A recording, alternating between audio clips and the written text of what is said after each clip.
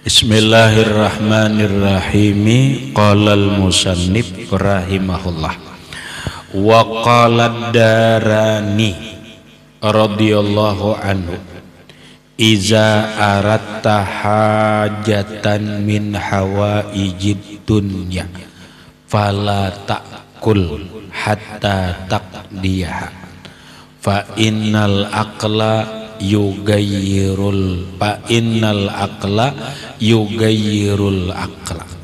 Nah, wa qala ad-Darani radhiyallahu anhu, berkata Imam Darani, namanya Sulaiman ad-Darani, seorang ulama sufi, seorang wali Allah Ta'ala yang hidupnya membujang, yang hidupnya menjomblo karena sidin takut kalau kawin itu merusak jiwa atau merusak agama. Maka Imam Sulaiman ad-Darani mengambil sikap beliau tidak melaksanakan kawin, maka disebutlah Sulaiman bujang. Beliau mengatakan, tapi wali nih, rahmatnya wali. Nya banyak orang rahmatnya gara-gara kada babini jadi wali. Banyak juga orang wali gara-gara babini jadi wali, itu banyak. Malah ada kitab yang menjelaskan banyak laki-laki jadi wali gara-gara perilaku bini. Itu banyak. Jadi kalau orang bininya atau istrinya itu pemamaian, penyarikan, ini dan itu, suka ngomel, itu kada usah sari. Karena ini jalan untuk jadi wali. Paham? Ini jalan untuk jadi wali. Wah iya garam? Iya. Dalam kitab Tambihul Mughtarin, Imam Syekh Abdul Wahab Asy'arani mengatakan banyak wali Allah Ta'ala itu dicoba Allah karena istri, lalu naik martabatnya. Makanya ikam jangan bingung kalau seorang bini wali itu pemamaian, itu jangan mau nabajar bini tuan guru itu penyarikan atau apa, kenapa? Kada usah repot ikam mikirkan. Itu jalan tuan guru itu untuk menuju wali. Kenapa? Disitulah kayaknya sabarnya, ikhlasnya, ridhonya, bagaimana dia terhadap ini, itu yang menjadikan wali. Jadi orang nang bininya baik-baik aja tangalih jadi wali. Tangalih jadi wali. Pahamlah. Kayak ini aja nah, biar kita paham dengan kehidupan apa yang diatur oleh Allah. Karena kita ini hidup ini seakan-akan menurut pikiran kita, padahal kan enggak. Hidup ini aturan Allah, bukan sesuai pikiran kita. Hidup ini mengiringi sesuai dengan aturan Allah. Kenapa ya? Hidup ini gampang deh. Apabila kita ada kekurangan apapun, maka Tuhan akan memberi kelebihan di sisi lain. Apabila kita punya kelebihan, maka Tuhan akan memberi kekurangan di sisi lain. Contoh, seorang laki-laki punya kekurangan. Kekurangannya apa? Istrinya pemarah, suka ngomel. Yang lainnya kada apa-apa, bagus saja. Berarti Allah melebihkan dia di sisi lain. Paham? Kalau seseorang diberi Allah Ta'ala kelebihan, maka Allah akan memberi dia kekurangan di sisi lain. Cari aja. Ada kekurangannya di sisi lain. Maka ketika orang punya kelebihan, jangan bangga diri karena ada kekurangan yang dimilikinya. Ketika orang punya kekurangan, jangan kecewa karena ada kelebihan di sisi lain yang diberikan oleh Allah Subhanahu wa Ta'ala. Itulah keadilan Allah. Pahamlah, itulah keadilan Allah. Cuman kadang-kadang manusia yang menilai salah. Ada di dalam kitab Uqudul Lujain. Kitab Uqudul Lujain. Makanya seseorang berdua bedang sanak angkat atau saudara angkat. Kenapa? Karena zaman ngaji nih. Di zaman sekolah pesantren ngaji bareng-bareng. Ya, teman seperjuangan lah. Teman seperjuangan mulai tasripan sakamar, mulai tasripan sampai lulus, sampai keluar, pokoknya teman akrab. Teman seperjuangan. Lalu jadilah saudara angkat. Beberapa tahun berlalu, kawan sudah kawin juga. Anggaplah Abdurrahman lawan Abdullah. Abdurrahman dan Abdullah. Suatu hari si Abdullah ingin menziarahi kawan, bukan ziarah mati. Bukan ziarah mati, tapi ini namanya maelangi, membizok lah. Maelangi kawan. Siapa kawan? Abdurrahman. Berangkatlah Abdullah. Abdullah ini berangkat kemana? Ke rumah kawan. Di mana kawan ini? Ya anggaplah di Andohom lah. Ya Allah rahmatlah. Kan mana? Piandam kalau Nabi handam ke Andohom. Dah, keparakan leh. Keparakan. Dah, ke Benu Supanggal aja dah. Tahu kamu lah Benu Supanggal. Kada sebijian nih semanggal aja. Kawan Benu Supanggal lah. Marah. Supanggal lah. Ya kadalah ngarannya aja Benu Supanggal. Lalu Rahmat mailangi kawan. Anggap Pak Hari lah sudah. Pak Hari di Benu Supanggal. Diterima oleh nang bini. Tok. Assalamualaikum, salam, jari siapa? Wah dang sanak. Siapa? Pak Hari. Nah, ya am. Pak Harinya masih di sawah, masih di ladang. Kalau mau silahkan tunggu. Jam berapa datang? Ujar Pak Hari. Ya kira-kira jam 4 lah atau jam 3 lah datang. Ya sudah ditunggu aja lah. Itu ditunggu sampai datang. Cuma aneh si Pak Hari ini aneh. Pak Hari ini aneh. Anehnya apa? Anehnya Pak Hari mencari kayu di hutan, itu sekali bulik membawa kayu ini pakai kendaraan harimau. Wah ini raja hutan nih. Wah nah Pak Hari, oh mau aja rahmat sakti kawan lah. Harimau ditunggang. Nah bawa kayu harimau. Kada apa-apa. Nah, harimau tunduk. Sampailah, Mat, lawas kau deh, lawas saja nih. Rahmat kan dia udah betakon dulu nih. Sakti kawan nih. Nah, betakon ngalih juga. Sudah ya. Dong ini selesai. Pulanglah Rahmat. Rahmat pulang. Cuma menyisakan pertanyaan. Ini kawan nih perjuangan ini ngaji di mana kawan ini? Atau bahasa kita apakah kawan ini wali kah? Apakah ini? Sudah ya. Setahun kemudian Rahmat mencari Pak Hari lagi ke Benu Supanggal. Karena Pak Hari kada pindah. Udah. Begitu datang ternyata Pak Harinya apa? Pak Harinya di hutan lagi. Oh iya nam bini Pak Hari di hutan doh cari kayu. Oh iya kah? Tunggu. Ditunggu. Setelah ditunggu, datanglah Pak Hari. Tapi aneh. Datanglah besahan kayu. Ujar Rahmat, harimau mu mana? Kada saksi lagi kah? Kada saksi lagi nih Pak Hari nih. Nah, bawa kayu. Nah ini perlu ditanyakan nih.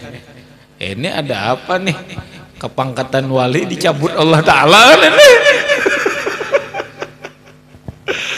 Udah tendong, namun udah sebelum bulik, betakun nah, karena ini sudah ganjil nih.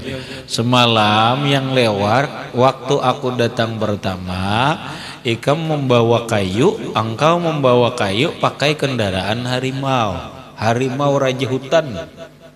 Udah gampangan. Sekarang hari ini aku datang lagi, setahun kemudian, engkau datang dengan tidak mengendarai harimau. Harimaumu mana? Dicaburkah pangkatnya? Nah, ujar Pak Hari begini ceritanya. Ceritanya begini. Sewaktu engkau datang yang pertama, itu Allah memberikan istriku itu wani lawan aku. Aku nih kalah dapat bini. Ini ngaku aja deh. Aku nih kalah dapat bini. Artinya bini ku nih jagau, bini ku nih pemamaian, pengumilan, penyarikan apa. Tapi aku kada pernah melawani. Aku sabar, aku ikhlas atau apa. Karena itulah Allah menundukkan harimau kepadaku. Artinya di sini ada kekurangan, dilebihkan Allah di sini. Nah sekarang engkau datang. Kenapa aku tidak mengendarai harimau lagi? Karena istriku sudah tunduk kepadaku. Karena istriku sudah tunduk, Allah tidak menundukkan lagi harimau kepadaku. Nah di sini sudah ada kelebihan, maka adalah kekurangan di lain. Begitulah cara memandang hidup. Pahamlah. Ketika kita punya kekurangan dalam hal ini, maka Allah akan memberi kelebihan di sisi lain. Supaya kita jangan kecewa, jangan apa.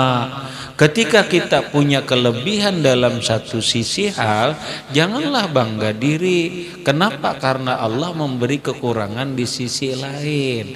Kenapa? Itulah keadilan Tuhan. Itulah bukti manusia tidak sempurna. Ulik. Apa kata Imam Sulaiman Ad-Darani? Kata Imam Sulaiman Ad-Darani, iza aratta hajatan, apabila engkau menginginkan satu kebutuhan. Apa pik? Kebutuhannya. Apabila engkau menghendaki, menginginkan satu keperluan. Apa Rahmat? Contoh ceramah.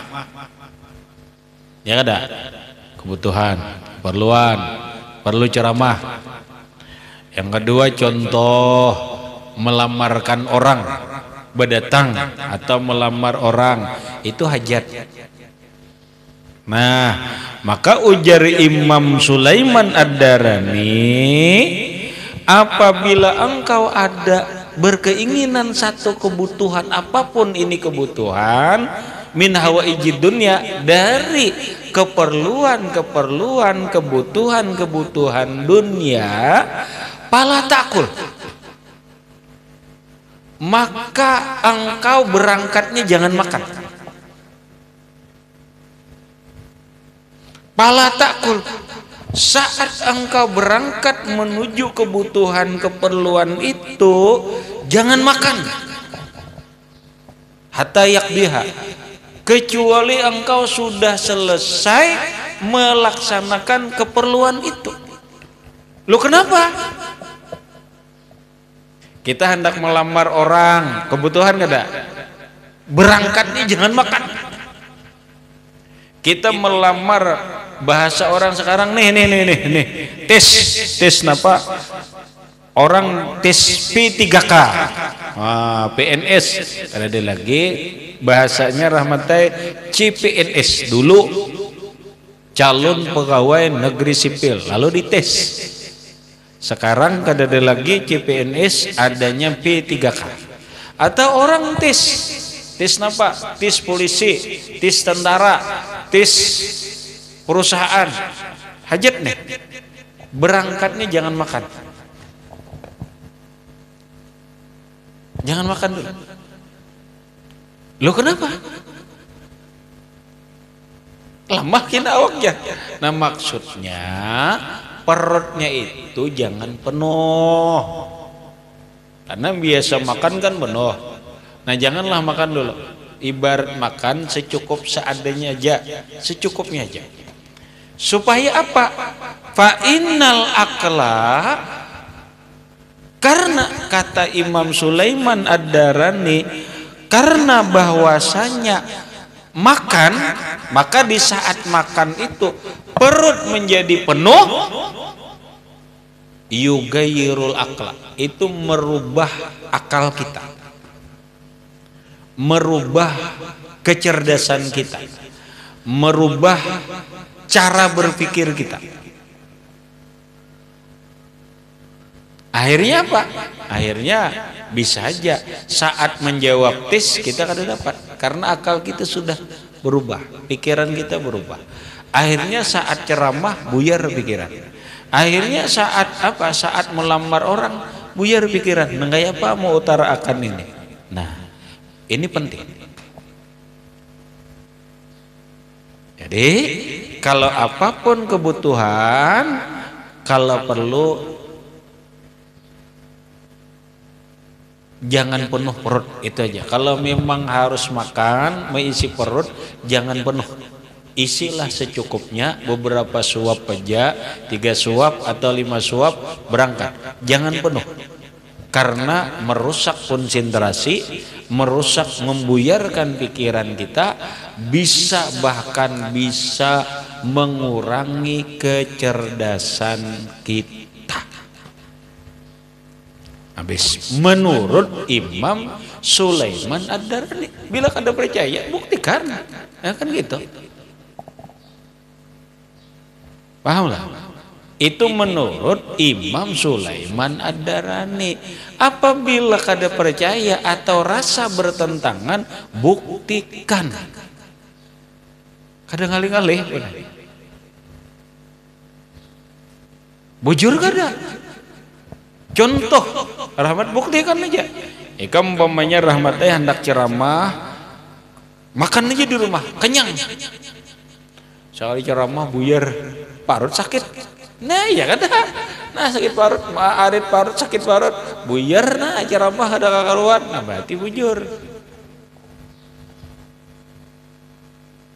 Paham lah?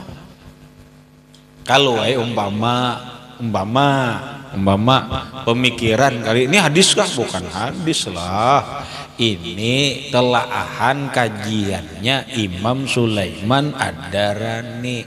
Kalau tidak percaya silahkan buktikan. Kalau mau mencoba benar tidaknya, ayo dilakukan. Pahamar?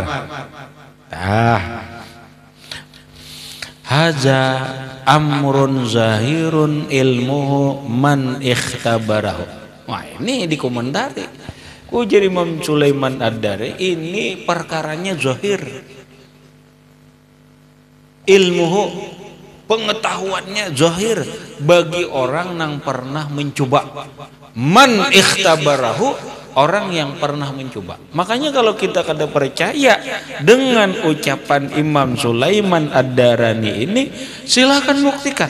Bujur kada bahwa perut kenyang ini berurusan kada biris. Itu aja Rahmat. Perut kenyang ini berurusan kada biris. Itu bahasa umumnya. Kalau apa kebutuhan kita susah. Habis itulah dampak apa? Perut penuh dengan makanan ini menghilangkan kecerdasan, menghilangkan konsentrasi berpikir kita. Warabi'uha, yang keempat. Loh, kenapa 4? Karena yang lewat 3 sudah. Paham Rahmat?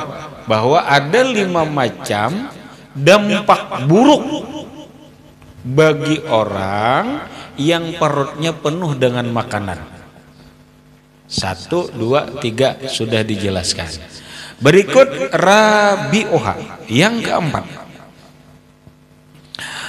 tad'iful jismi an ibadati rabbih, melemahkan tubuhnya daripada beribadah kepada Tuhan. Iyalah, orang yang perutnya itu penuh dengan makanan, maka tubuhnya ini lemah dari beribadah. Buktinya rancak sudah.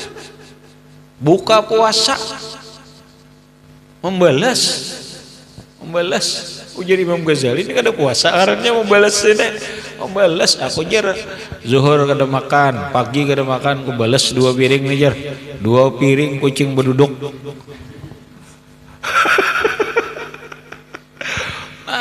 Ya Allah, buka puasa banyaknya es 2 gelas, makan es 2 gelas, habisnya lama aja tersandar sambil berokok. Apabila jadi maghrib kayaknya gitu rasa lama lagi awak kan belum lagi maghrib. Sampai maghrib, imbah maghrib santai lagi 2 bilah lagi rokoknya. Akhirnya apa? Sampai isya apa jar? Perai dulu tarawih hujan awak rasa lemah aja. Iya kan? Iya kan? Terbukti kada? Rahmat. Itu bukti bahwa perut penuh itu membuat lemah tubuh kita daripada beribadah kepada Allah. Rugi namanya. Fa inna minal ma'lumi yakinan annal ibadata la yaji'u minha syai'un iza imtala al-batnu. Fa innal ma'lum, maka bahwa sudah dimaklum yakinan secara pasti. Oh ternyata sudah barang maklum dan pasti. Annal ibadata, bahwa beribadah itu la yaji'u minha syai'un, tidak bisa datang atau mendatang dari ibadah itu sesuatu iza imtala al-batnu, apabila penuh perut dengan makanan. Ini sudah barang maklum, sudah barang pasti, sudah. Bila orang perutnya penuh lalu dia beribadah, satu, boleh jadi dia tidak bisa mendatangkan ibadah itu, atau kalau memang bisa dia mendatangkan, melaksanakan ibadah itu, maka ibadah itu dia lakukan tidak sempurna. Itu pasti sudah. Nah berarti dampak perut penuh ini berbahaya untuk dunia kita, berbahaya untuk kesehatan kita, berbahaya untuk akhirat kita. Kita rahmatnya. Nah terus, wa in akrahtan nafsa wajuhid, apa tuh, wajahatta bidarbil haili, jika engkau memaksakan diri juga untuk beribadah, perut kenyang, itu tuh wajahatta bidarbil hail, dan bersungguh-sungguh engkau dengan bermacam cara. Lihat parut ibak pigai mau buka puasa nih, aja dah dipaksakan ini sudah tarawih atau sembahyang isya dipaksakan juga dengan bermacam cara. Berarti ada kada ibadah terlaksana, namun pala yakunu litilkal ibadati lazzatun wala halawatun, maka tidak ada ibadah, bagi ibadah itu kelezatan dan tidak ada kemanisan. Toh kalau perut penuh dipaksakan juga bisa beribadah, ibadahnya tidak sempurna. ibadahnya tidak akan dia rasakan kelezatan dan tidak ada merasa manis. Kalau ibadah tidak merasa lezat, tidak merasa manis, itu namanya mauyuhi. Sama aja orang bebini kadada rasa lezat, mauyuhi awak takunija. Siapa? Rahmat. Nah, takuni isul tuh. Isul. Ya kadang. Orang dulu lagi bini rahmat nang dikatakan surga dunia. Surga dunia, tapi kadada rasanya lezat, ternyata kada merasa lezat, mau uyuhi awak bener, iya kada? Nah itu, makanya bagiku, itu bukan bagiku aja, sebenarnya begitu. Kita ini yang penting harus apapun merasakan kemanisan dan kelezatan. Kalau kada merasakan kemanisan dan kelezatan, itu mau uyuhi awak.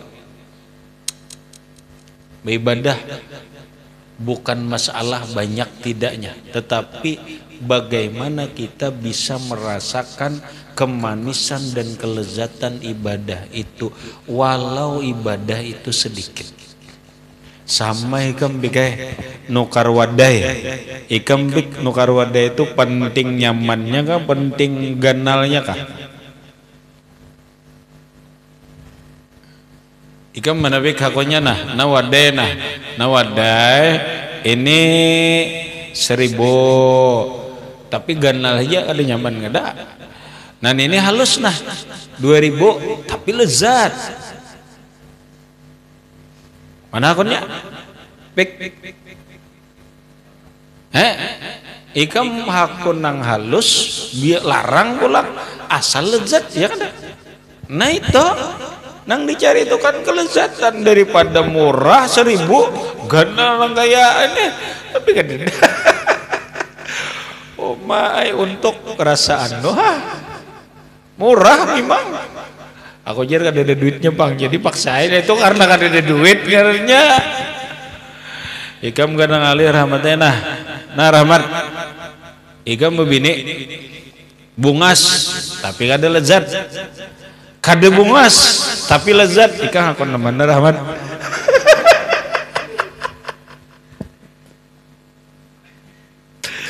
Ayo rahmat, bungas cantik tapi rasanya tidak lezat. Yang satunya tidak cantik tapi lezat.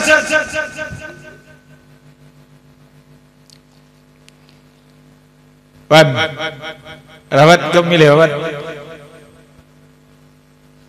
Wan, kadang ini milih. Bau banget ada ini milih. Pun anak ya bunga lezat tuh bertahan. Larang itu duit pas-pasan ini nih. Ayo rahmat, pilih bini cantik tapi tidak lezat, tidak cantik lezat.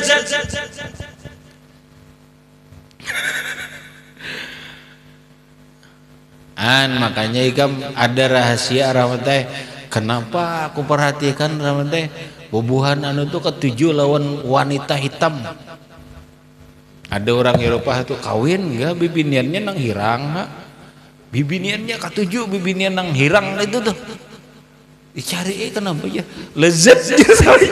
Akhirnya ada penting bungas, yang penting lezat.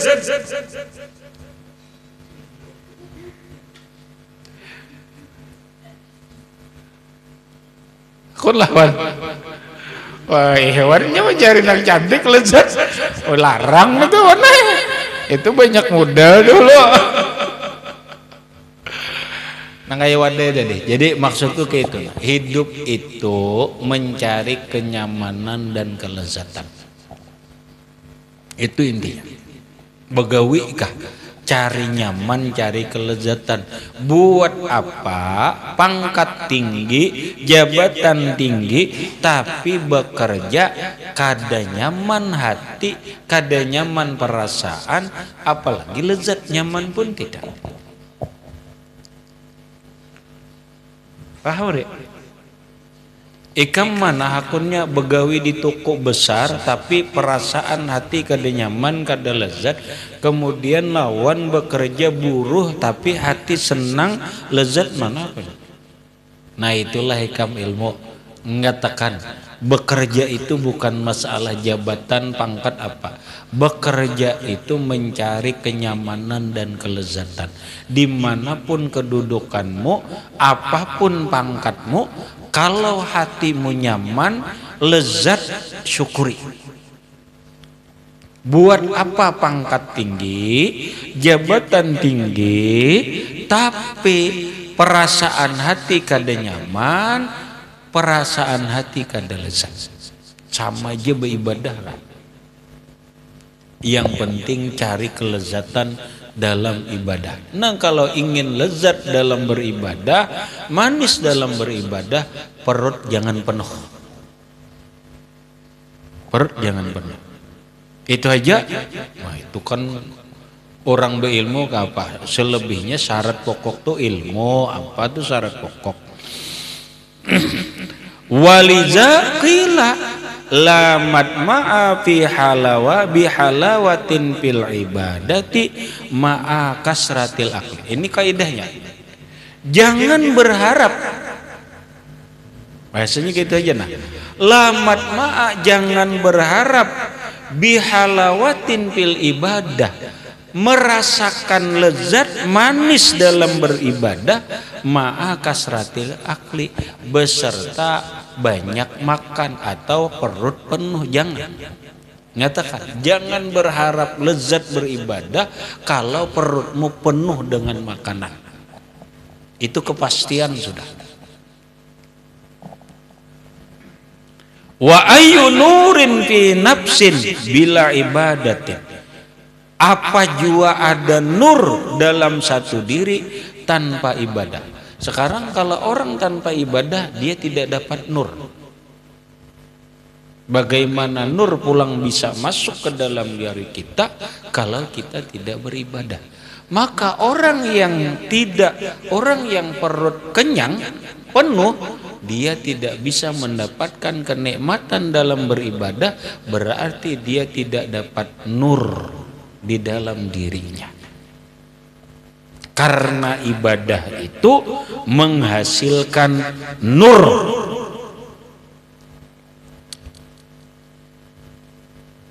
Bes. Wapi ibadatin bila lezatin. Apa jua faedah ibadah tanpa lezat, tidak ada kelezatan dan tidak ada kemanisan. Aduh, apa ibadah? Wapi ibadat, apa jua ibadah? Maksudnya, apalah artinya ibadah tanpa kelezatan, tanpa kemanisan. Ibadah ada darinya, mengadada merasa lezat, merasa manis, ada artinya. Iya tadi sugih itu, kada ada rasa, kada ada artinya. Kawin bini bungas, kada ada lezat, ada artinya. Bini-bini itu, ya kada. Jangannya kada lezat, kita kada kuat gin. Makanya ada koko bima kurang kuat, bini marah. Itu karena kurang kelezatannya, marah dia.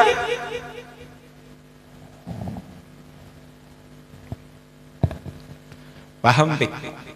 Allah, maksudku kini kamu, yang tertinggi dalam hidup ini adalah rasa. Paham Rahmat? Yang tinggi dalam kehidupan ini adalah rasa. Yang paling penting dalam kehidupan ini adalah rasa. Ilmu yang paling tinggi dalam kehidupan ini adalah ilmu rasa. Kenapa? Iya, pun tidak ada rasa, tidak ada artinya. Itu aja sudah. Tidak ada rasa, tidak ada artinya. Habis. Kemudian waqala Ibrahim ibnu Adhamin ila akhirih wallahu a'lam bissawab.